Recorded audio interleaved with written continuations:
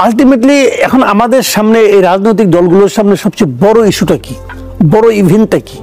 সবচেয়ে বড় ইভেন্ট হলো সামনে নির্বাচন, এবং নির্বাচনের প্রধান কাজ থেকে ভোট পাওয়া, মানুষের কাছ থেকে ভোটটা নিজের বাক্সে নেওয়া, এই তো।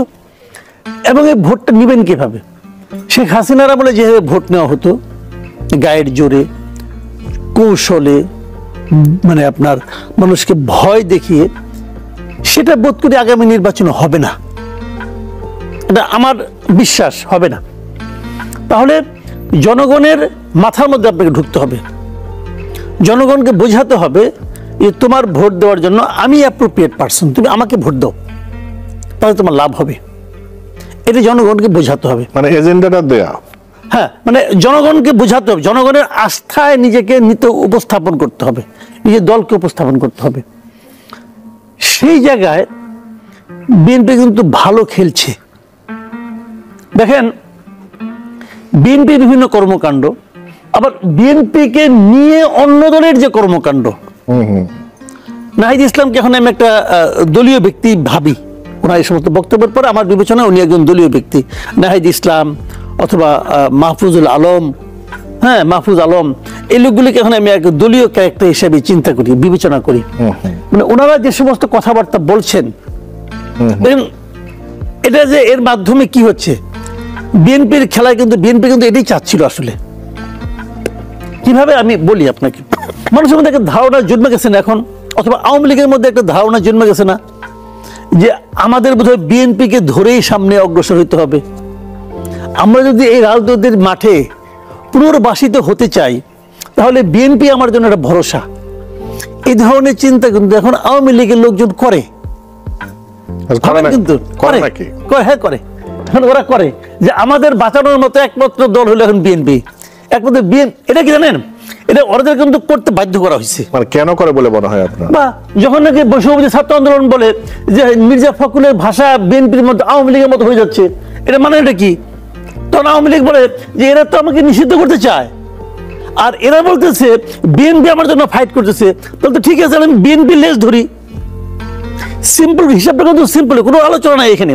এবং বিএনপির অনেক নেতা আড়ালে আড়ালে থেকে সত্য মিথ্যে জানি না, তারা তো এভাবেই বলে যে বিএনপির সঙ্গে প্রয়োজনে যুগপথ আন্দোলন করে আমরা গণতন্ত্র ফিরিয়ে আনবো। কোন গণতন্ত্র যে গণতন্ত্র তারা দিয়েছিল, যাক সেটা অন্য বিতর্ক, ওটা অন্য মানে কৌতুককর মন্তব্য, ওই আলোচনা যাই না। কিন্তু সাধারণ মানুষের মধ্যে এক ধরনের ধারণা কিন্তু তৈরি করা হচ্ছে, কিছুটা বিএনপি তৈরি করছে, কিছুটা বিএনপি এই ছাত্রদেরকে আমি বলবো এটা মানে কি বলবো, একটু উস্কে দিয়ে তাদের মুখ দিয়ে বলাচ্ছে।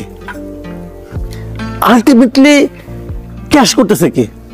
ক্যাশ করতেছে বিএনপি। উদাহরণ দিয়ে বলি, আওয়ামী লীগের ভোট, আওয়ামী লীগ সবচেয়ে খারাপ ভোট যেভাবে কম ভোট পাচ্ছে, এটা 2001 সালে।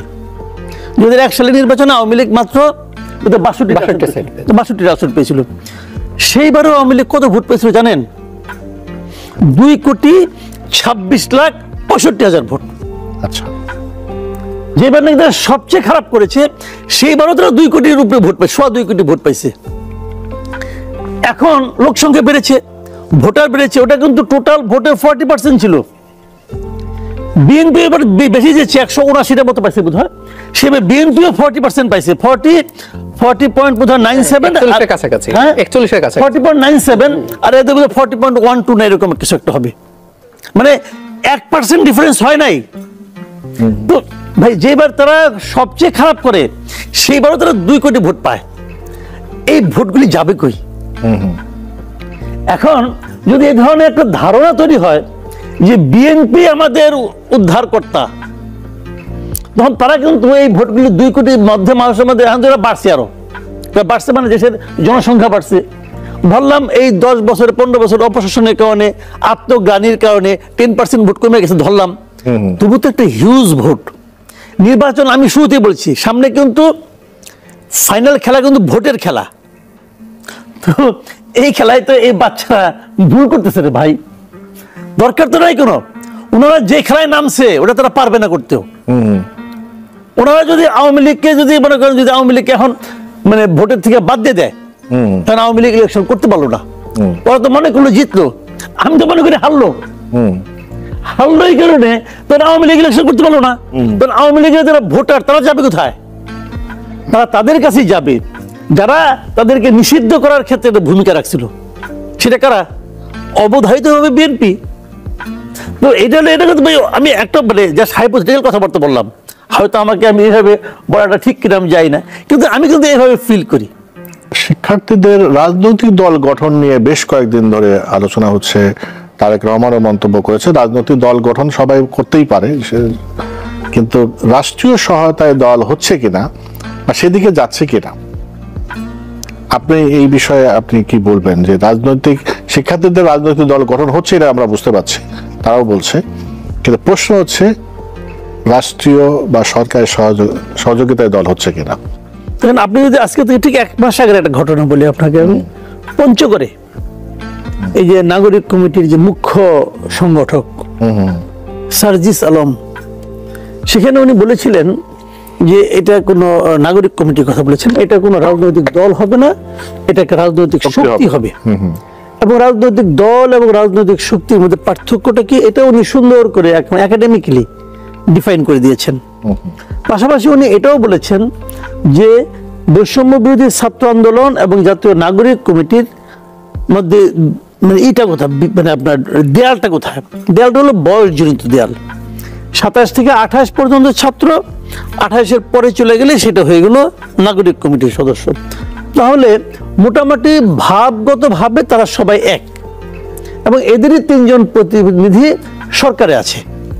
তাহলে মোটামুটি আপনি বলতে পারি বৈষম্যবিরোধী ছাত্র আন্দোলন, নাগরিক কমিটি এবং 3 ছাত্র উপদেষ্টা, এরা হলো এক ঘরের বাসিন্দা তারা।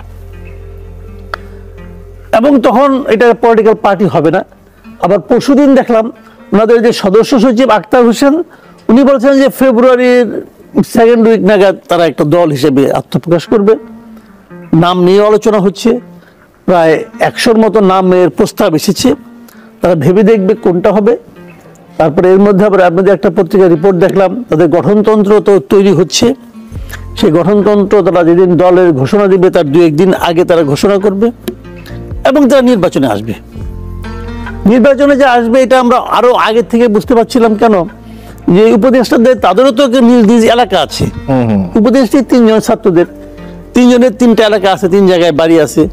ওই এলাকাগুলোতেও কিন্তু আওয়াজ পাওয়া যাচ্ছে যে তারা নির্বাচন করবে। আমি তো আপনার কুমিল্লা বাড়ির কাছে আছে, কুমিল্লা মুরাদনগরে, এখানে তো আমার কিছু বন্ধু বান্ধব আছে, তার সাথে আলাপ করেছি। তারা তো বলছে যে ওনারা তো মানে আমাদের এই যে আসিফ মোহাম্মদ সজীব ভুইয়া, উনি যে নির্বাচন করবেন এটা মুরাদনগরে সবাই জানে। আচ্ছা। এবং ওনার লোকজন যাচ্ছে ওখানে, উনি এর মধ্যে ওখানকার প্রশাসনেও কিছু পরিবর্তন আনছেন শোনা যাচ্ছে। কুমিল্লা জেলারও কিছু প্রশাসনের চেঞ্জ আসছে। আর উনি তো এখন এলজিআইডি মিনিস্টার, ওনার সে ক্ষমতা অনেক বড় ক্ষমতা আছে, অনেক বড় ক্ষমতা, এলাকার উন্নয়নের ক্ষমতা এখন পুরো তার হাতে। তো সেক্ষেত্রে ওই এলাকায় তারা প্রভাব পাওয়া শুরু করেছে। এবং লক্ষ্মীপুরে খুব সম্ভবত মাহফুজ আলমের বাড়ি।